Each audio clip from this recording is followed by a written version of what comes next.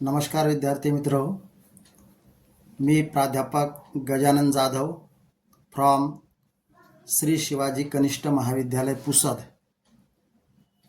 वर्ग 12वा विषय अर्थशास्त्र या विषयाचा जो आपला नियोजित अभ्यासक्रम आहे त्या अभ्यासक्रमाला अनुसरून आज आपण प्रकरण दुसरे उपयोगिता विश्लेषण या प्रकरणाचा अभ्यास करणार आहोत. उपयोगिता विश्लेषण या प्रकरणामध्येच आपण एका अत्यंत महत्त्वाच्या सिद्धांताची आज आपण चर्चा करणार आहोत की ज्या सिद्धांताचं नाव आहे घटत्या सीमांत उपयोगितेचा सिद्धांत. यालाच घटत्या सीमांत उपयोगितेचा नियम असंही म्हटलं जातं. या सिद्धांताकडे जात असताना, या सिद्धांताचा अभ्यास करत असताना सर्वप्रथम या सिद्धांताची प्रस्तावना आपल्याला लक्षात घ्यायची आहे. त्या संदर्भामध्ये आपल्याला असं म्हणता येईल की सर्वप्रथम फ्रेंच अर्थतज्ञ प्राध्यापक गॉसेन यांनी घटत्या सीमांत उपयोगितेचा सिद्धांत मांडला. त्या संदर्भामध्ये प्राध्यापक गॉसेन यांनी अनेक प्रकारच्या छोट्या छोट्या संकल्पना मांडल्या, परंतु प्राध्यापक गॉसेन यांना हा सिद्धांत सर्वसामान्य माणसापर्यंत पोहोचवता आला नाही. सर्वसामान्य माणसाला समजेल या पद्धतीने गॉसेन यांना हा सिद्धांत मांडता आला नाही. त्यामुळे प्रसिद्ध अर्थतज्ञ प्राध्यापक डॉक्टर अल्फ्रेड मार्शल यांनी 1890 सालामध्ये अर्थशास्त्राचे मूलतत्वे प्रिन्सिपल ऑफ द इकॉनॉमिक्स नावाचा एक ग्रंथ लिहिला आणि त्या ग्रंथामध्ये घटत्या सीमांत उपयोगितेचा सिद्धांत मांडण्याचं काम डॉक्टर अल्फ्रेड मार्शल यांनी केलेलं आहे. डॉक्टर अल्फ्रेड मार्शल यांनी या अगोदर गॉसेन यांनी ज्या काही छोट्या छोट्या संकल्पना मांडल्या होत्या त्या सगळ्या संकल्पना एकत्रित करून त्याचा एकसंघ अशा प्रकारचा घटत्या सीमांत उपयोगितेचा सिद्धांत मांडण्याचं काम केलेलं आहे. त्यामुळे आधुनिक काळामध्ये घटत्या सीमांत उपयोगितेचा सिद्धांत हा डॉक्टर अल्फ्रेड मार्शल यांच्याच नावाने ओळखल्या जातो. कारण आजच्या काळामध्ये डॉक्टर अल्फ्रेड मार्शल यांनी घटत्या सीमांत उपयोगिता सिद्धांत हा लोकप्रिय करण्याचं काम केलेलं आहे, लोकांपर्यंत पोहोचवण्याचं काम केलेलं आहे. त्यामुळे एक पहिली गोष्ट या ठिकाणी आपल्याला आता लक्षात घ्यायची आहे की जरी घटत्या सीमांत उपयोगितेचा सिद्धांत सर्वप्रथम प्राध्यापक गॉसेन यांनी मांडला तरी घटत्या सीमांत उपयोगितेचा सिद्धांत हा डॉक्टर अल्फ्रेड मार्शल यांच्याच नावाने ओळखल्या जातो. या सिद्धांतामध्ये डॉक्टर अल्फ्रेड मार्शल यांनी सर्वप्रथम घटत्या सीमांत उपयोगितेची व्याख्या सांगितलेली आहे. सीमांत उपयोगिता म्हणजे काय, तर त्याने असं म्हटलेलं आहे, उपभोक्त्याने वापरलेल्या वस्तूच्या शेवटच्या नगापासून मिळणाऱ्या उपयोगितेला सीमांत उपयोगिता असे म्हणतात. आणि ही सीमांत उपयोगिता ही घटत जात असते. ही सीमांत उपयोगिता ही कमी कमी होत जाते, कारण मानवी गरजा ह्या तृप्तिक्षम असतात. तृप्तिक्षम म्हणजेच पूर्ण होणाऱ्या. मानवी गरजा ह्या पूर्ण होणाऱ्या असतात. मानवी गरजा ह्या तृप्तिक्षम असतात. याच मुख्य वैशिष्ट्यावर घटत्या सीमांत उपयोगितेचा सिद्धांत आधारलेला आहे. दैनंदिन जीवनामध्ये प्रत्येक माणसाच्या अनुभवाला येईल अशा प्रकारचं माणसाचं वर्तन हे या घटत्या सीमांत उपयोगितेच्या नियमात आपल्याला दिसून येते. हा जो सिद्धांत आहे, या सिद्धांताचं एक विधान काय आहे ते विधान आपल्याला पहिल्यांदा लक्षात घ्यायचं आहे. घटत्या सीमांत उपयोगितेचा सिद्धांत काय आहे, या सिद्धांताचं विधान काय आहे, तर आपल्याला असं सांगता येईल की इतर परिस्थिती स्थिर असताना व्यक्तीच्या जवळील वस्तूच्या साठ्यात जसजशी वाढ केली जाते तसतशी त्या वस्तूपासून मिळणारी सीमांत उपयोगिता क्रमाक्रमाने घटत जाते. हा घटत्या सीमांत उपयोगितेचा नियम आहे किंवा हा घटत्या सीमांत उपयोगितेचा सिद्धांत आहे. म्हणजेच आपली गरज पूर्ण करत असताना कोणताही व्यक्ती जेव्हा वस्तूचा वापर करत जातो, जसजसा तो त्या वस्तूचा वापर करत जातो तसतशी त्या वस्तूपासून मिळणारी सीमांत उपयोगिता ही क्रमाक्रमाने कमी कमी झालेली आपल्याला दिसून येते. उदाहरणार्थ समजा एखाद्या माणसाला तहान लागलेली आहे. तहान लागल्यानंतर त्या माणसाला पिण्यासाठी आपण पाणी दिलं. जसजसं तो पाणी पीत जाईल तसतशी त्याची तहान ही कमी कमी होताना आपल्याला दिसेल. म्हणजे एखाद्या माणसाला प्रचंड प्रमाणामध्ये तहान लागलेली आहे, तेव्हा जर त्याने पाण्याचा 1 ग्लास पाणी पिला तो तर त्याची थोडीशी तहान कमी होईल. पाण्याचा अजून दुसरा ग्लास जर तो पिला तर परत त्याची तहान कमी होईल. पाण्याचा तिसरा ग्लास जर त्याने पिला तर परत त्याची तहान कमी होईल. म्हणजेच एखाद्या वस्तूचा आपण जसा वापर करत जातो तसतशी त्या वस्तूपासून मिळणारी सीमांत उपयोगिता ही क्रमाक्रमाने कमी कमी होत जाते. हा प्रत्येक माणसाच्या दैनंदिन जीवनातील अनुभव आहे आणि तोच अनुभव डॉक्टर अल्फ्रेड मार्शल यांनी या सिद्धांतामध्ये मांडण्याचं काम केलेलं आहे. आता हा जो काही सिद्धांत आता आपण पाहिलेला आहे घटत्या सीमांत उपयोगितेचा, की इतर परिस्थिती कायम असताना व्यक्तीच्या जवळील वस्तूच्या साठ्यात जसजशी वाढ केली जाते तसतशी त्या वस्तूपासून मिळणारी सीमांत उपयोगिता क्रमाक्रमाने घटत जाते. हा सिद्धांत एका उदाहरणाद्वारे आणि आकृतीद्वारे आपल्याला स्पष्ट करता येईल. यासाठी आपण एक उदाहरण घेतलं. उदाहरणार्थ समजा एक अ नावाचा भुकेला व्यक्ती आहे. म्हणजे एक अ नावाचा माणूस आहे आणि त्याला प्रचंड प्रमाणामध्ये भूक लागलेली आहे. अशा वेळी त्या अ नावाच्या भुकेल्या माणसाला आपण पुरणपोळीचं जेवण दिलेलं आहे. कोणत्या वस्तूचं आपण त्याला जेवण दिलेलं आहे? पुरणपोळीचं आपण त्याला जेवण दिलेलं आहे. मग अशा वेळी त्या अ नावाच्या भुकेल्या माणसाला एकंदरीत आपण किती पुरणपोळ्या दिलेल्या आहेत आणि त्या पुरणपोळीपासून त्याला किती उपयोगिता मिळालेली आहे हे आपण पुढे आपण जो काही एक तक्ता दाखवणार आहोत त्या तक्त्यामध्ये ते दर्शवलेलं आहे. त्या तक्त्यामध्ये 2 भाग आपण केलेले आहेत.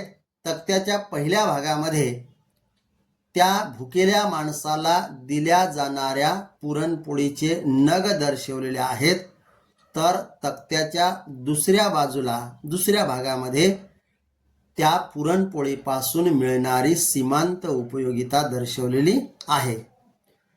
सुरुवातीला आपण समजा त्याला एक पहिली पुरणपोळी वाढली, पहिली एक पुरणपोळी त्याला दिली, तेव्हा ती पहिली पुरणपोळी त्यानं खाल्ली.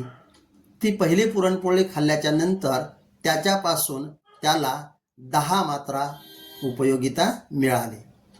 मात्रा हे काय आहे तर आपण मागे पाहिलं होतं की मात्रा हे उपयोगिता मोजण्याचं एक एकक आहे. उपयोगिता मोजण्याचं एकक आहे. त्याच्यानुसार जर त्याला आपण पहिली पुरणपोळी दिली तर त्याच्यापासून त्याला 10 मात्रा उपयोगिता मिळालेली आहे. पहिली पुरणपोळी संपल्याच्या नंतर आपण काय करतो? दुसरी पुरणपोळी त्याला देतो. म्हणजे दुसरी पुरणपोळी आपण त्याला दिली. दुसऱ्या पुरणपोळी त्याने खाल्ली. ही दुसरी पुरणपोळी खाल्ल्यानंतर निश्चितच त्याची भूक ही अगोदरच्या पेक्षा कमी झालेली आपल्याला दिसेल. त्यामुळे या दुसऱ्या पुरणपोळीपासून या ठिकाणी 8 मात्रा उपयोगिता मिळालेली आहे. त्यानंतर आपण त्याला तिसरी पुरणपोळी वाढली. तिसरी पुरणपोळी त्याने खाल्ली की परत त्याची भूक कमी झालेली आपल्याला दिसून येईल. त्यामुळे या तिसऱ्या पुरणपोळीपासून 6 मात्रा त्याला या ठिकाणी उपयोगिता मिळालेली आहे. चौथी पुरणपोळी आपण त्याला दिली. चौथ्या पुरणपोळीपासून त्याला 4 मात्रा उपयोगिता मिळालेली आहे. पाचवी पुरणपोळी आपण त्याला दिली. पाचव्या पुरणपोळीपासून त्याला 2 मात्रा उपयोगिता मिळालेली आहे. सहावी पुरणपोळी आपण त्याला दिली.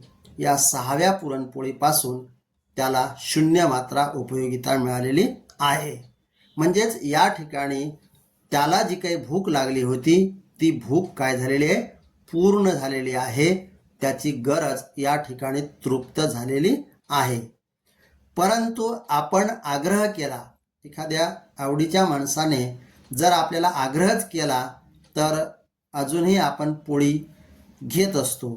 त्याला अनुसरून एखाद्या माणसाने त्याला आग्रह केला आणि त्याला परत 7वी पुरणपोळी वाढली.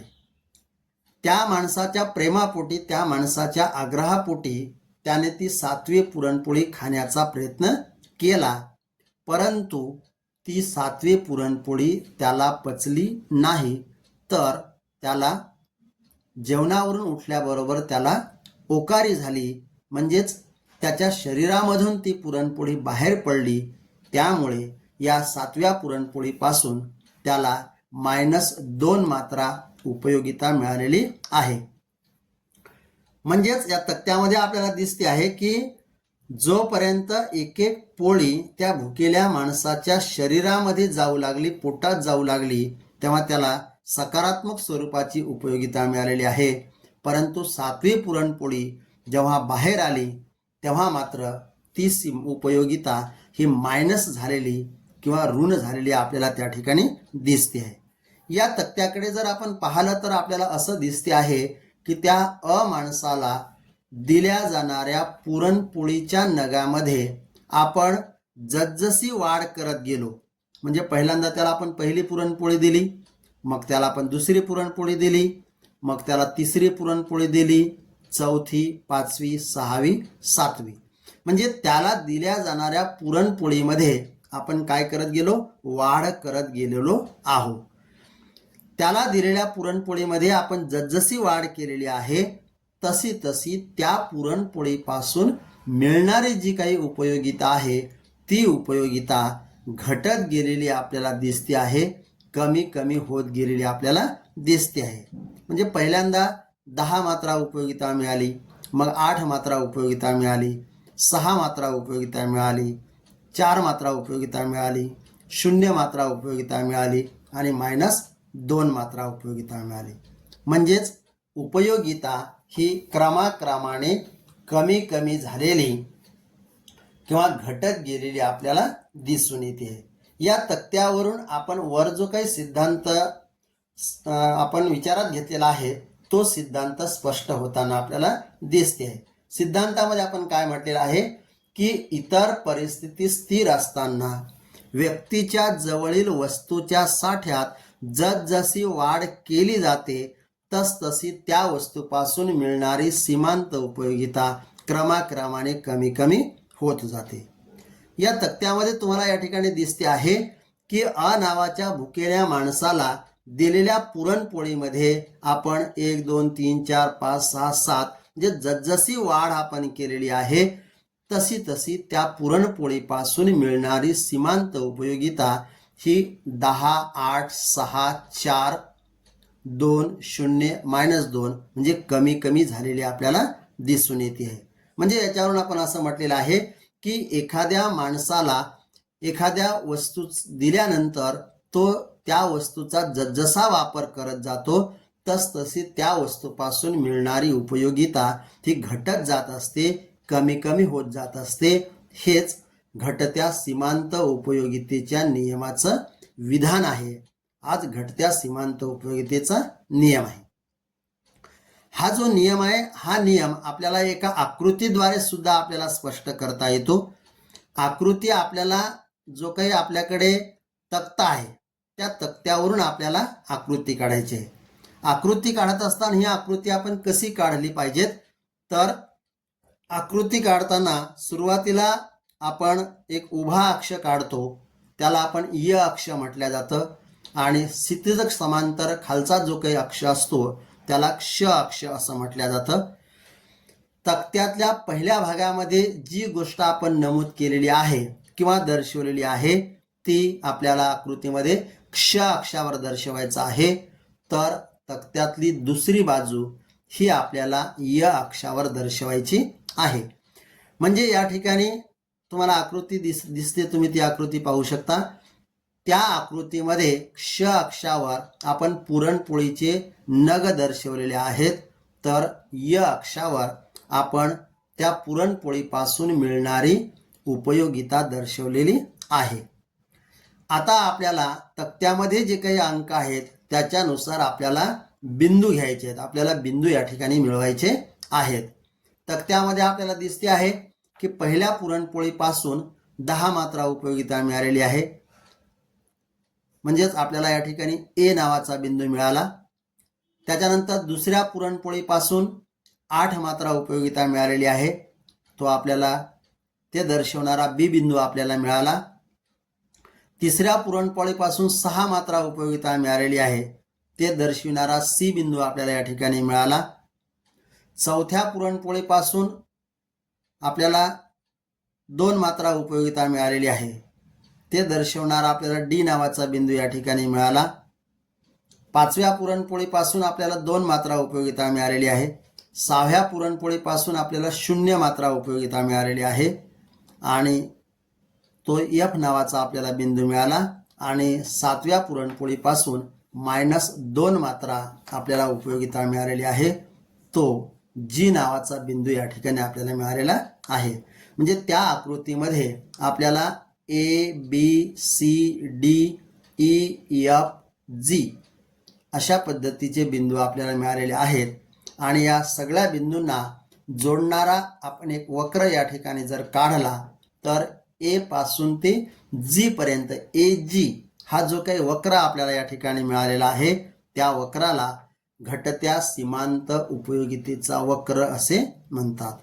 आणि ती आकृती जर तुम्ही बघितली पाहिली तर त्या आकृतीमध्ये तुम्हाला दिसते आहे की घटत्या सीमांत उपयोगितेचा वक्र हा वरून खाली येणारा ऋणात्मक स्वरूपाचा किंवा ऋणात्मक उताराचा आहे. घटत्या सीमांत उपयोगितेचा वक्र हा ऋणात्मक उताराचा का आहे?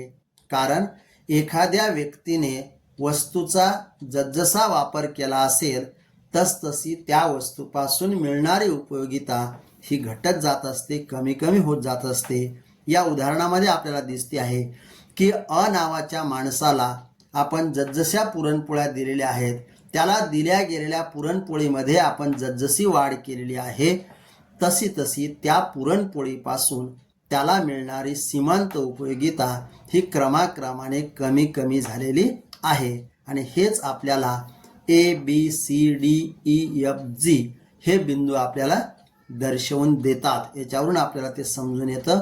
त्यामुळे या बिंदूंना जोडणारा जो काही वक्र आहे तो वरून खाली येणारा ऋणात्मक उताराचा असतो. म्हणजे घटत्या सीमांत उपयोगितेचा वक्र हा ऋणात्मक उताराचा असतो. कारण मानवी गरजा ह्या तृप्तिक्षम असतात. एखाद्या वस्तूचा आपण जसा वापर करत जातो तसतशी त्या वस्तूपासून मिळणारी सीमांत उपयोगिता ही कमी कमी होत जाते. जे आपल्याला सिद्धांताच्या विधानामध्ये दिसलेलं आहे तेच आपल्याला या आकृतीमध्ये सुद्धा या ठिकाणी आपल्याला दर्शवता येते. म्हणजे अशा पद्धतीने घटत्या सीमांत उपयोगितेचा सिद्धांत आपल्याला उदाहरण आणि आकृतीद्वारे या ठिकाणी स्पष्ट करता येईल. वेगवेगळ्या स्टेपनुसार हा सिद्धांत आपल्याला या ठिकाणी स्पष्ट आपण केलेला आहे. अगदी सुरुवातीला या सिद्धांताची प्रस्तावना आपण विचारात घेतलेली आहे. त्यानंतर या सिद्धांताचं विधान आपण विचारात घेतलेलं आहे. त्यानंतर उदाहरण स्पष्ट करण्यासाठी एक तक्ता किंवा एक कोष्टक आपण या ठिकाणी तयार केलेला आहे आणि त्या तक्त्यावरून आपण एक आकृती काढलेली आहे आणि त्या आकृतीद्वारे सुद्धा हा सिद्धांत आपल्याला या ठिकाणी स्पष्ट करता येईल. याच्यानुसार घटत्या सीमांत उपयोगितेचा सिद्धांत हा एक अत्यंत महत्त्वाचा सिद्धांत आहे असं आपल्याला या ठिकाणी म्हणता येईल. आणि तो सिद्धांत उदाहरण आणि आकृतीद्वारे या पद्धतीने आपल्याला स्पष्ट करता येईल. धन्यवाद.